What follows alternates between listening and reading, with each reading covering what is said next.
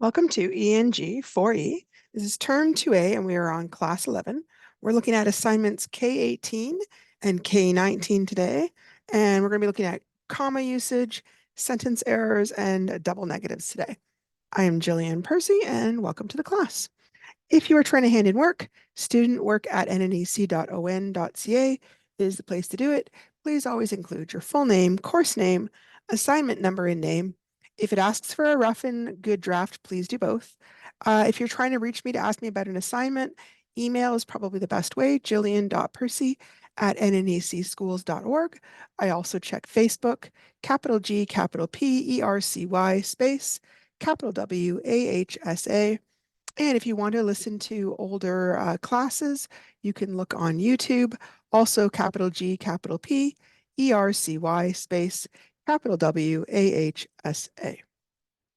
Okay, so today's work, understanding some of the common uses of the comma, recognizing where a comma should go in a sentence, editing a paragraph to place the commas in the correct section, understanding what a double negative is, recognizing double negatives in a sentence, and applying that understanding to fix double negative areas. Okay, so first, using commas correctly. I think that using commas is one of the hardest items in punctuation because there's so many different ways that we use commas in sentences, whereas most other punctuation marks are very simple and they really have only one or two uses. So don't just get discouraged if you find this challenging. I think everyone does. The most familiar way to use commas is when we're creating a list of 3 or more items. If it's less than that, you don't really need a comma. So for example, she was going to the grocery store to get icing, comma, cake mix, comma, milk, comma, and eggs. Okay. We also use a comma before a coordinating conjunction when it is joining two independent clauses. So an example might be, he wanted to come to school, comma, but he was feeling too sick to get out of bed. Another one might be, we can go to Moxie's for supper, comma, or we could have a picnic by the river instead.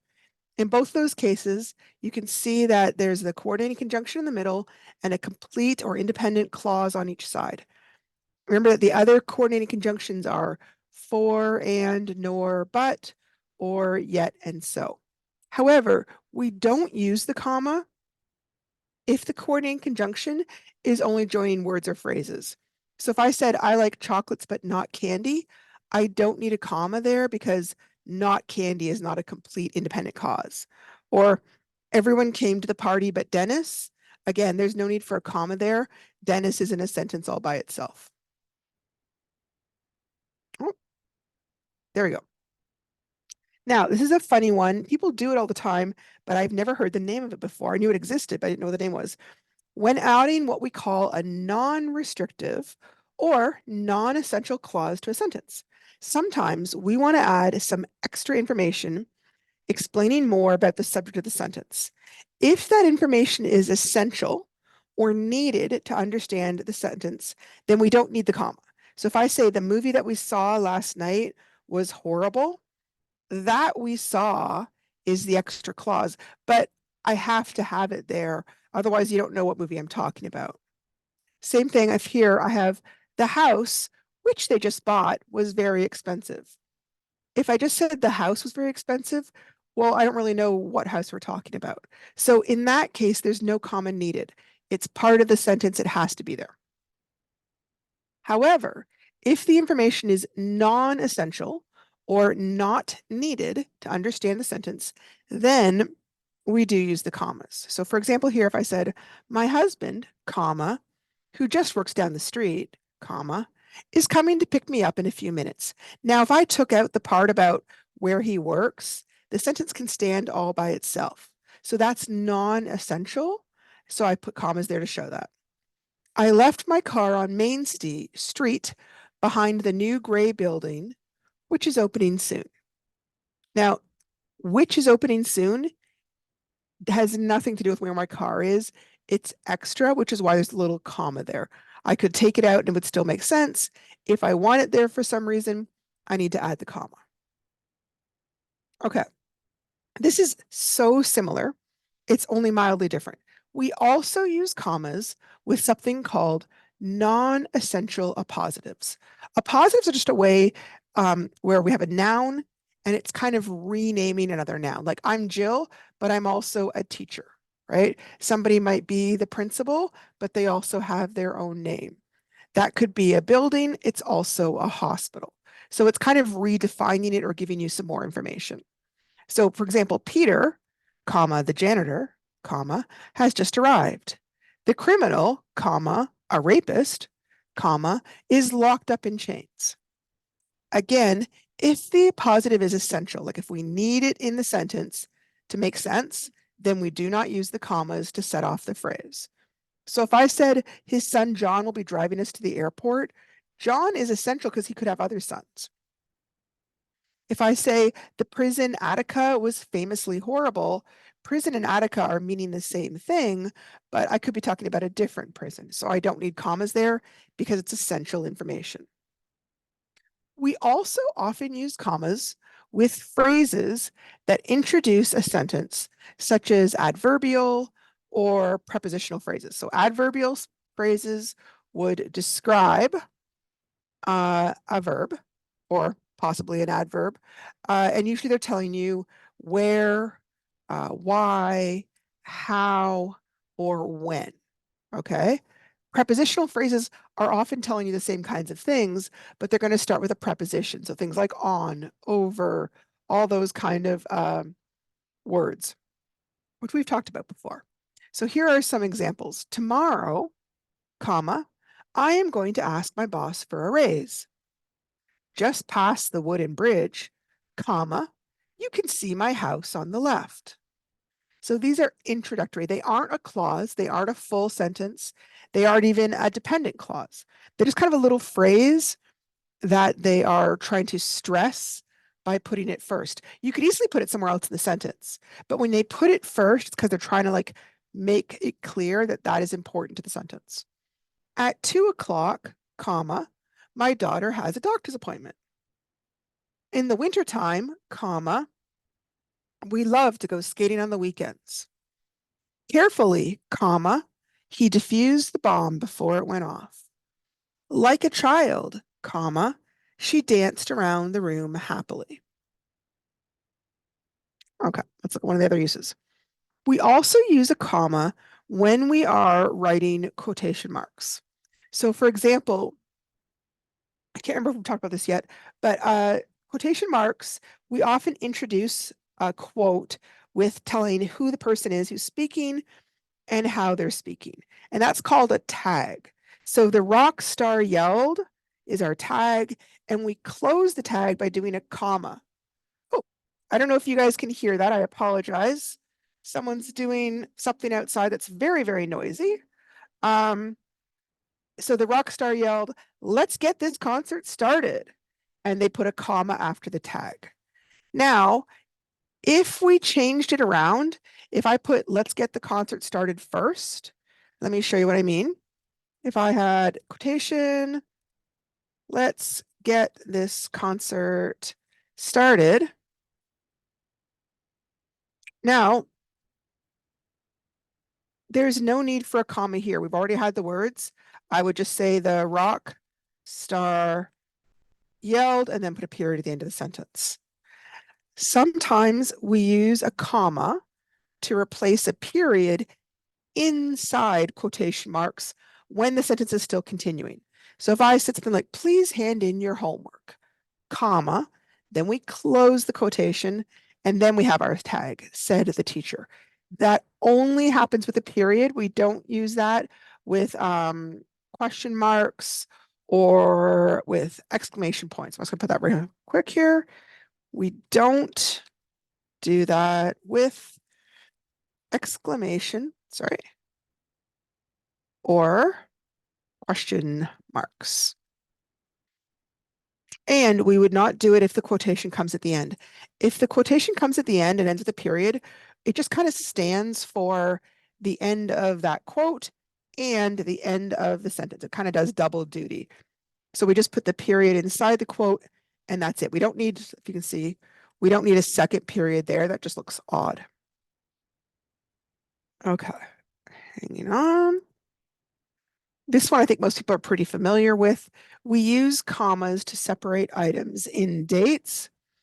For example, my birthday is on October 31st, comma, 1970. Just so you're aware, that's not actually my birthday. It's my best friend's birthday, or one of my best friends. Our anniversary will land on Friday, comma, March 20th this year. Oh, when I wrote that, it looked good, and then I realized it needs the TH for March 20th. His father died a few years ago on August 25th, 2007.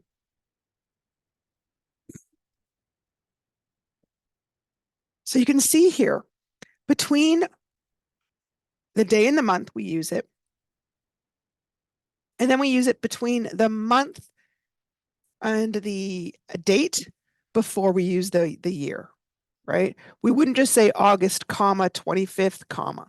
It has to be the whole thing, August 25th.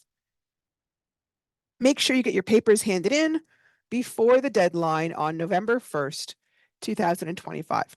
Now, we would still use that even if we use the short form. Like if we said NOV, N-O-V period as an abbreviation, we still use the comma there.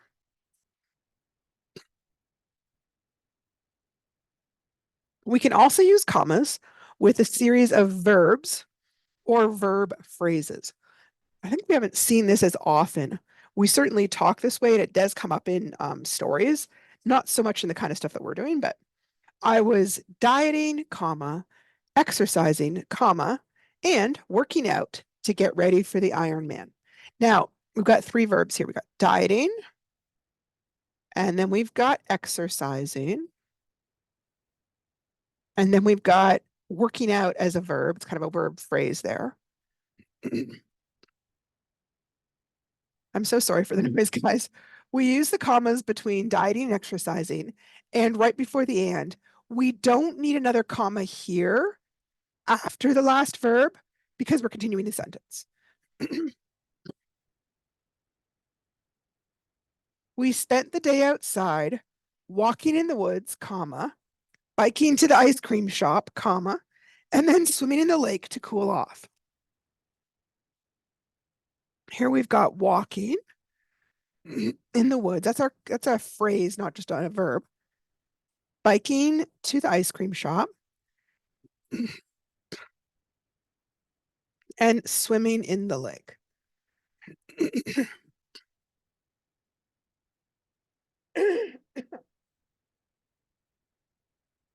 The fireman climbed up the ladder, broke the window, and climbed inside to look for any victims. So again, we've got some verb phrases there. He climbed up the ladder, comma, broke the window, comma, and climbed inside. Okay. At that point, the sentence kind of continues, hang on, to look for any victims. The reason I don't think we see it as often is it's a lot of information to pack into one sentence. Lots of times we would split it up and write separate sentences, but it's totally valid. It's correct. It's grammatical. This one it's kind of similar to where we were talking about extra information. Basically, any time you add extra information in a sentence that isn't 100% needed, you're going to put commas around it. Here, they kind of referred to the phrase as parenthetical elements. In other words, something that you might put parentheses around. Here, it can be more general than the other two types we talked about, which was appositives and non-essential phrases. Two young girls, comma, ages 7 and 9, comma, went missing at the mall today, but were later found with their father. Now, you don't have to have the ages 7 and 9, but people might want to know. But it's not necessary to understand the sentence. Peter, comma, who I disliked deeply, comma, arrived at the party late, drunk, and rude as ever. The old red barn, comma, which was almost a pile of firewood, comma, made a great hiding place for cats in cold weather. After the fireworks last night, comma, which didn't end until 1 o'clock, comma, I went to bed happy from the best day of the summer. Just as expected, oh, This one is not correct. Just as expected, our puppies splash in every mud puddle on the walk. There's no parenthetical information. This is an introductory phrase. So I'm going to just take that right off. Maybe I'll put it in cross off text so you can kind of see it. We can talk about it later on if I needed to. Hang on. There we go. That is not a parenthetical element. All right. Now, one really, really, really common misuse of commas is when it is used instead of a period in sentences. So it's called the comma splice error.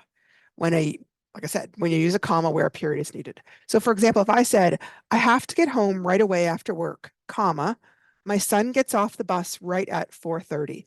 Now, if we were doing this in Facebook, that would be fine. Everybody would understand what you mean.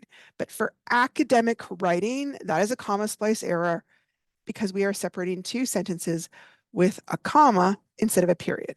I should take that out and put a period there. Sorry, period there instead. Why does that keep happening? Oh, there we go. And then I would change the capital M to a big M. I'm going to leave it there just so I can have it for next time. Just kind of talking in the same vein. A run-on sentence is the same idea as a comma slice, but the person hasn't even put a comma. So for example, the hockey team had been practicing hard. The game, it was a shame that the goalie got hurt in the first period and had to be benched. There's a bunch of information there. It's basically too much. We should turn it into several smaller sentences. Okay, how to fix a run-on or comma splice sentence. There are three main ways. First, just use a period after the first complete sentence, and then put a capital letter on the word after the period. So my alarm didn't go off this morning, comma, I missed the bus to school. And we would change that to, my alarm didn't go off this morning, period, I missed the bus to school. The old school had broken windows and moldy classrooms, comma, it desperately needed to be renovated. That's a comma splice error. The old school had broken windows and moldy classrooms. Period. That's the end of our sentence. Now I'm starting my new sentence, so I change the small I to a big I. It desperately needed to be renovated. Now, the second way to fix a run-on sentence or a comma splice error, they're the same idea basically, is put the word and or one of the other coordinating conjunctions between the two sentences. Be sure to use a comma before the word and, but never afterwards. Remember that the other coordinating conjunctions are for, nor, but, or, yet, so. And here are some examples. I need to clean the deck out back, comma, for I have plans to hold a barbecue next week for the baseball team. I don't like playing soccer, comma, nor do I enjoy playing volleyball. I could go camping this weekend, comma, or I could go shopping in Winnipeg. I love to design quilts, comma, yet I have a hard time getting them completed. I was planning to paint the shed this weekend, comma, but I hurt my arm at work. I love to sit and look at the birds in the trees, comma, so I always place my favorite chair beside the window. Now, the one thing with these coordinating conjunctions is some of them are neutral, like and is neutral. There's no significant difference to the meaning of the sentences if you join them with the word and. However, nor implies you don't want to do either of the options or none of the options are available. So it's a little bit tricky, but implies that there is some contrast between the two sentences. So does yet, or implies there's choices, positive choices, hopefully. And for and so both imply reasoning, cause and effect between the two sentences. So these ones are all much trickier to use than the word and is probably the easiest one to use if you're doing this, but they could be used. And because they aren't neutral, they imply reason or opposition, they actually kind of provide more information to your sentences, but they won't work with every single sentence because they are more specific that way. Okay. The third way to fix a run-on sentence or a comma splice error is you can use a semicolon between the sentences. Do not capitalize the first word of the second part of the sentence because it's still in the middle. We only do this using this semicolon if the sentences are connected to a similar concept. Wow, they're referencing a really old movie here. I wonder who else has seen this. Bill and Ted had an excellent adventure, semicolon. They traveled through time to meet famous people, which is from the movie Bill and Ted's Excellent Adventure.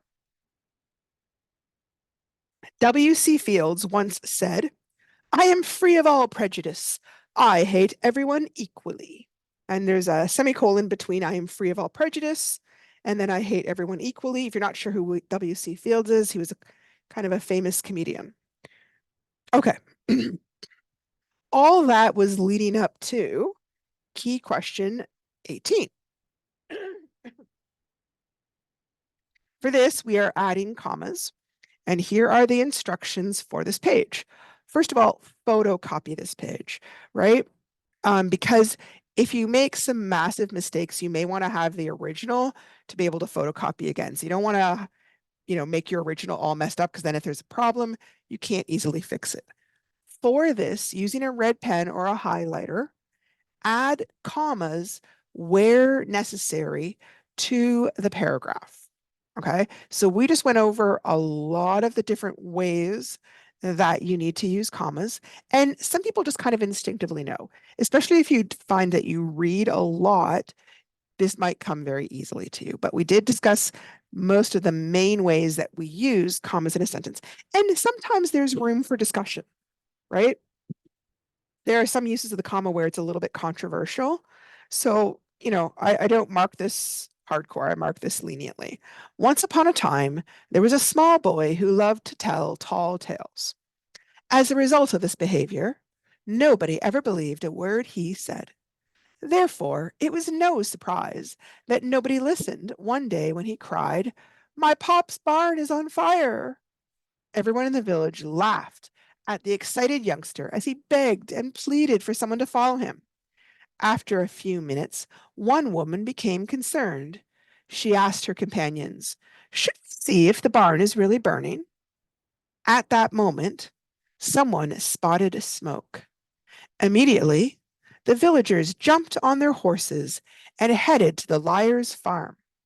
Sure enough, what he said was true. With great haste, the villagers formed a line to help extinguish the flames. Luckily, the boy's father had already saved the animals. This frightening incident convinced the child that lying was a terrible habit. Shortly thereafter, he found new ways to amuse himself, singing, drawing, and fishing. Let this true story serve as a warning to all inclined to tell tall tales. Nobody believes a fibber. Each person, therefore, should find amusement in harmless activities. Now, when I was reading that, I tried to make a very obvious pause where I think the commas should go. And I wanted to suggest, as you're reading, if you can hear it, it's a very small little pause. You can often find where you feel that there should be a comma. If you're reading a lot, you tend to instinctively sort of know where the commas should be. And as you're reading out loud, you'll put a little tiny pause there. And again, that's just one way. I have shown you all the rules, so you can also do it that way. They both kind of work. Okay. Moving on to the next activity. Next activity talks about something called double negatives, which I actually haven't heard people talk about lately. So just to start off, what is a negative? A negative, when we're using it in a sentence, like in general, if I said, oh, that's negative, it's something bad. But in a sentence, it doesn't mean it's bad necessarily. It just means that you're indicating the opposite of what the verb would describe as happening. So if I was saying, I am finished my book, I am not finished my book. It's not necessarily negative in the sense that it's bad. Maybe I'm glad I didn't finish my book, so I've got lots to read at the bus stop later. It's indicating the opposite. She hasn't finished. It's the opposite of finished. It's not finished. Mom said I can go to the party. The opposite would be Mom said I can not go to the party. So not is probably the most common negative that we use in English, but it's certainly not the only negative. Some of the other negatives are words like no, not, nobody, nothing, none, never, hardly, scarcely, barely, and only. Okay. So here are some sentences that are implying negativity in a sense. There was nobody in the room. So I could say there was Fred in the room, but nope, there's nobody. It's a negative. There's nothing there. He wanted nothing to eat. Nothing is our negative word. He never went running at night. I could have said he went running at night, but I'm saying the opposite. He never goes running at night. He could hardly move after his fall down the stairs. Hardly means like barely or almost not at all. So again, it's a negative connotation. The family had barely any food in the house. And again, barely would mean like just a little tiny bit, not very much. Oh, someone's forgot the period. There was scarcely any jobs in the Depression. Just like hardly and barely, scarcely also has the idea of very, very little, almost not at all, right? If I said she scarcely ate, it would mean maybe she had a couple bites of food. Or if I said she scarcely cleaned, well, when she went into the washroom with dirty hands, the little girl just pretended she didn't really clean her hands or something, right? You can pick only one snack to eat on the plane. Now, that's the only one that I would have trouble perceiving as negative necessarily, but in some sentence formats, it might have a negative connotation. Okay. Now, some of the ones that are harder to notice are what are called the negative contractions, which we're going to talk about on the next slide. We may not always notice a negative when it's kind of hidden in its contraction form. So I'm sure you remember a contraction is when two words are joined together to make one kind of bigger word with some of the letters missing, which are indicated by an apostrophe. So an example would be can plus the word not equals can't. CAN apostrophe T. An apostrophe is like a comma, but it's hanging up in the air instead of down on the line. Another example of a negative contraction would be are plus not equals aren't. AREN apostrophe T. In both of these cases, the O was dropped and the apostrophe is put in its place just so people recognize, oh, hey, there should be a letter here, but we've dropped it. It does change the pronunciation, and contractions are generally a way of showing how we actually talk, right? A lot of times when we're talking, we don't say, I'm sorry, I cannot come to your party. It sounds very formal. We generally say more like, I can't come to your party. Here are some examples, like I cannot lend you $20, or I can't lend you $20. The thing is, because you don't see the word not, sometimes it might not initially register as being a negative, okay? And that's important when we come to do our proofreading, which we're going to do in a little bit. So here are some of the other contractions. These are the ones that involve the use of the word not, because that's the most obvious. It's not the only ones, but these are some of the most obvious ones we need when looking at double negatives. So could plus not equals couldn't, is plus not equals isn't, were plus not equals weren't, will plus not equals won't. Oh, sorry, no, it doesn't. My eyes skipped there. Were plus not equals weren't. Will plus not equals won't. That's a funny one, but it's because if you tried to say won't, it's not a very, it doesn't kind of work very well. So it's kind of gradually moved to the word won't. Would plus not is wouldn't. Should plus not is shouldn't. Does plus not is doesn't. do plus not becomes don't. I don't know why the O sound changes, it just does. Did plus not is didn't. Might plus not is mightn't. It's not very commonly used, especially over here in North America. It has a little bit of a British feel to me. Same thing with the next one. Must plus not is mustn't. Like you mustn't get your clothes dirty. I don't, that's not a commonly used one, but it's there. Have plus not is haven't. Has plus not is hasn't. And had plus not is hadn't. And I just included can't and aren't there in case you were looking at this page later and wanted to remember those. Now, there are also a few slang contractions. For example, there's not really a legitimate or an accepted contraction for I am not. Occasionally, and I've never heard anybody use this before, but apparently some people have used it, is the phrase I am't. In part because again, it's awkward. More commonly, people will use the slang phrase I ain't. However, it's generally considered non-standard English, and it's not used in formal or academic writing like we do in school. It is used casually in speech. It can sometimes lead to the double negative issue when used, which we're going to talk about. Here is an example. If I said, I ain't never seen John be mean to people, well, ain't means no and never means no. So what I've actually said is I've seen John be mean to people because what they consider is that the two negatives cancel each other out. Okay. Having said that, in normal speech, just talking, if somebody said that to me, I would know what they meant. Again, in writing, we have to be more careful and precise with our words. That's all. Now, not all contractions are negative. Here are some. I couldn't even put all the ones in there, but here are some examples. I plus am is I'm. I plus will is I'll.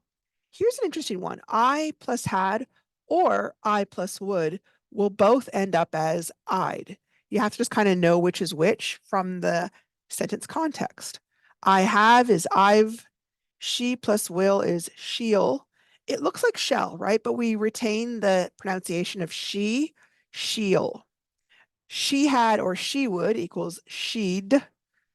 She plus is she's. For these ones, I didn't bother showing you the words. I think at this point we know. They'll, they've is from they plus have. We'll, we've is from we plus have. It's is from it plus is. It'll, it's kind of awkward, but it plus will. He'll, he's, he'd, it's just like she. Should have. This is one that a lot of times people will write as should of, because that's how it sounds, right? But it's actually the short form of the word have. Should plus have. Okay, I'm gonna put that underneath so you can kind of see it better. There we go. Same thing with could have. It's could plus have. Would have is would plus have. And let's is let us. Again, there are a lot more contractions out there. I'm not putting them all. These ones are not considered negative. I just wanted to make sure that you understood that not all contractions are automatically negative, just the ones that have the not in there. Okay. Now, here's another example of speech versus writing. A lot of times when people are just talking to each other casually, we use negatives for emphasis. And sometimes we might use two negatives to emphasize like really, really, really, never, never, not, not. So if I said, I would not let you go hungry, if I was feeling really excited or wanted to make a lot of emphasis, I might say, oh, I would not never let you go hungry. And I'm like emphasizing it like really, really. Okay. In speech, that's totally fine. We just don't do it in writing. Okay. Like I said, the two negatives cancel each other out and they end up saying the opposite. So in writing, if I saw this, it would be like the person was actually saying, I would let you go hungry, which is not what they were intending, which is why we have to be so careful not to use double negatives in writing. And it can be tricky because we do use them a lot in speech. Okay. So here are some other examples of double negatives in a sentence. Sometimes they're tricky. Sometimes it's kind of, when I was looking at some of these and looking at examples, I realized, some of them I would not necessarily have thought of as a double negative. So we're going to talk about them as we go through here. No one would never tell the police what you did.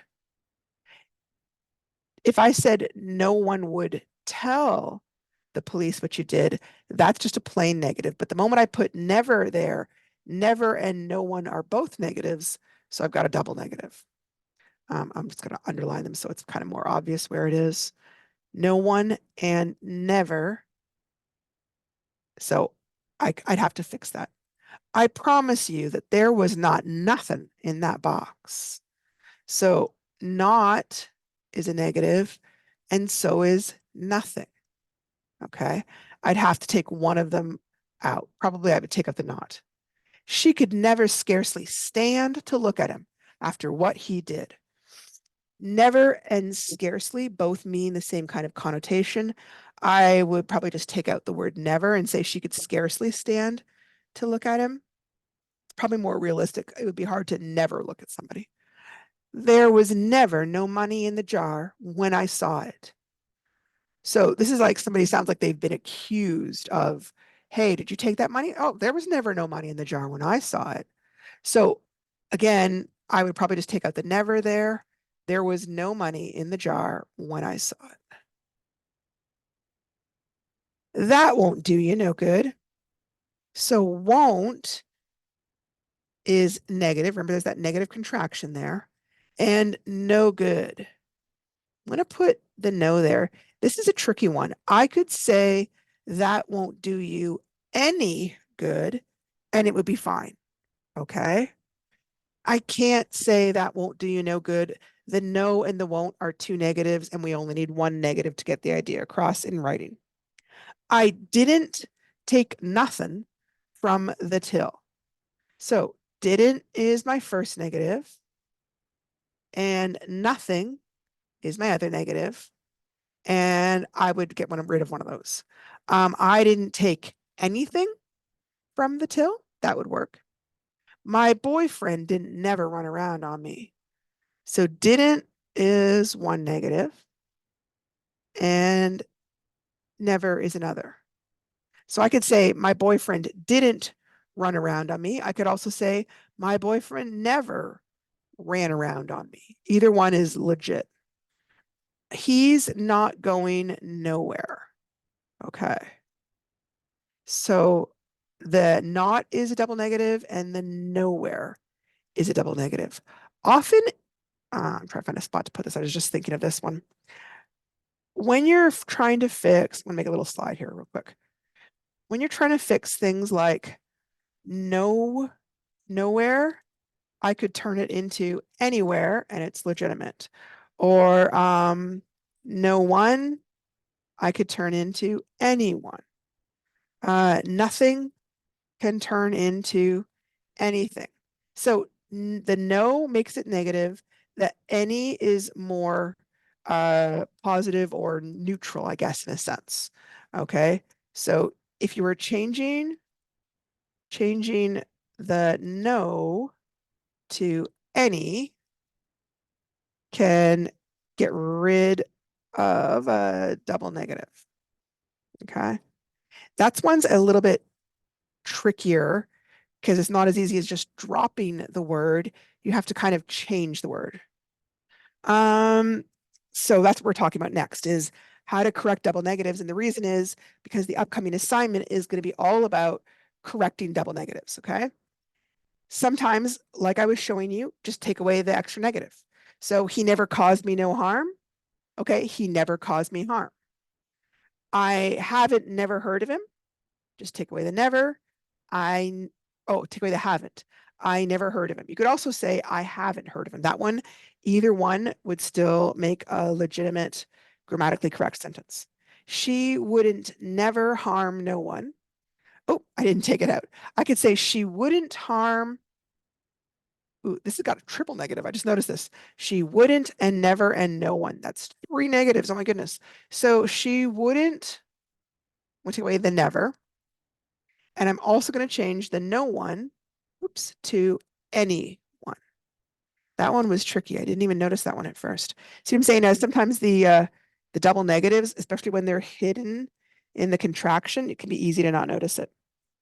Other times, like I was showing you on the previous slide, you change the negative to a positive word. He is never stealing nothing from me. He is never stealing anything from me. I don't have no drugs on me. I don't have any drugs on me. Okay. I could also say I have no drugs on me. That is totally legitimate as well. Okay, let's take a look at, I think the question is next. All right, so this is key question 19, double negatives, and I'm sorry, for some reason it's only 5 marks, which doesn't really seem fair, but again, I didn't design this part. Question number 1, she couldn't eat anything or nothing. Pick one of those and then rewrite the sentence. 2, I didn't see nothing or anything. We could or couldn't hardly see through the fog. She did not have anything or nothing to read. Number 5, I could not see no or any way to help. Number 6, I cannot find my money anywhere or nowhere. You can or cannot scarcely recognize her. The children do not need no or any candy. We barely had any or no money. There is some more, goes all the way to 20. William could or couldn't hardly wait. Jim was not carrying no or any packages. Number 12, the tear in his shirt was or was not barely noticeable. The lecturer did not say anything or nothing interesting. Of all the cars I tried, I did not buy none or any. The baby cannot or can hardly walk yet. Isn't there nothing or anything you want for Christmas? 17, haven't you any or no size 10 dresses? Number 18, we did not meet nobody or anybody at Jane's party. Number 19, I could not find my purse nowhere or anywhere. Number 20, the wind was so strong I could or couldn't hardly stand. So here is an example of how we would do this. They specifically ask you to choose the right format and then rewrite the sentence. So don't just circle, rewrite. So the original here is he couldn't see nothing or anything without his glasses. Nothing is a negative, so I've got 2 negatives. I'm going to use anything instead. He couldn't see anything without his glasses. Another example might be the hiker could not find no or any way to get through the woods. The hiker could not find any way to get through the woods. Okay. I wanted to have a quick talk about the whole phrase standard English, just because sometimes that bothers people, okay? Versus non-standard English. The use of that phrase is kind of controversial, depending on how it's used. Loosely, standard English generally refers to the written forms of the language, and it's the type of dialect, type of English taught in schools. It's commonly acknowledged that many people, probably even most people, we don't really consistently speak standard English, right? We use double negatives, we use slang, we use incomplete sentences, and that's fine in speech as long as the people understand us, right? Some people feel it's important to teach and use standard English in order to maintain understanding of written material across different times or countries or cultures. For example, I've visited parts of the States where I was talking to like cashiers or people at the counter, and I had absolutely not a single idea what people were saying because their accent was so strong. However, if I had sat down and tried to read a newspaper in that same area, I would still have been able to read and understand that because they used standard English in their writing. So for this reason, I do feel that knowing standard English for writing is useful and helpful, which is why I teach it. However, I feel that people can and should use whatever kind of speech you prefer when talking to others, right? The goal of talking should be communication. And as long as others understand you, then that is all that is needed. We've talked before about how in talking, people can ask for clarifications. You can look over and see, oh, someone's got a confused look in their face. I better explain what I said further. There's a whole give and take to talking and listening that unfortunately just doesn't exist very easily in reading. I mean, I can tell you I didn't understand something, but it might take a while, maybe like 3 or 4 days between when something got handed in and when something goes back. So it isn't, there isn't the immediate feedback you get with talking. However, some people really dislike the concept of standard English, either in talking or writing, because they feel like it's a kind of gatekeeping and that it's being performed by those who are middle to upper class or from homes where English is the first language. And people with this belief feel that others are consciously or unconsciously trying to declare unacceptable certain types of English language usage as a way to control people due to their heritage, economics, country of origin, race. So, for example, in the past, I don't know if it still happens, probably does. Sometimes people have refused to hire those who spoke non-standard English, right? Other times, people have made incorrect, negative assumptions about people's intelligence based on non-standard English usage. And that can make people feel very resentful towards the concept of standard English. So I just kind of wanted to assure you, like, I'm using this just in terms of writing, and it's just in terms of people understanding each other, that concept, right? It's not an attempt at gatekeeping, okay? This brings up the concept of code switching. So, code switching is essentially when somebody changes how they speak a language, sometimes even which language they speak, depending on who or where they are. Why is it doing this? Zoom has signed me out for some reason. Oh, that is really strange. Um, where they speak a language, depending on how or where they're speaking. This can be related to talking to people in different contexts, such as work versus school versus home. It can be related to relationship, like how you talk to your mom is probably different than how you talk to your friends versus how you talk to somebody you work with at a business versus an authority figure like a boss or a cop or, if the president walked by you or something. It can also be related to bilingualism, right? Knowing two or more languages, you may find you speak differently to those who share a language versus those who don't share that language, even if you're not switching. It can also be related to economics. Sometimes when you're speaking to somebody from a different economic class, it may trigger changes in your speech. So code switching will often, it can switch your tone from formal to versus informal, your vocabulary, so dictionary standard versus slang, curses, etc.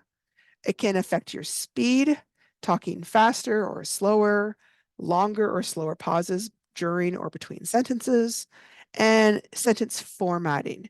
It might change how you phrase a sentence from a more formal format to an informal format.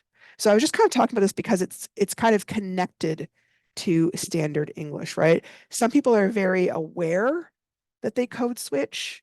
Um, some people are just, they do it automatically without even knowing. Some people know there's a name for it. Some people didn't know there's a name. It's kind of an issue that's come up more often these days.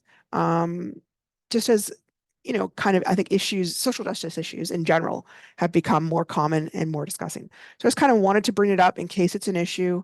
And if there's ever any concerns about that, obviously, by all means, send me an email and we can talk about it. Um, and I'd be happy to discuss it. Uh, this is class 11. If there's any questions about what we talked about today, by all means, send me an email. I'll be happy to clarify. The concept of double negatives, I know it can be kind of a bit of a tricky one. And tomorrow is Tuesday, and we'll look at class 12 and the next few assignments. Thank you so much for showing up, and I'll talk to you guys tomorrow.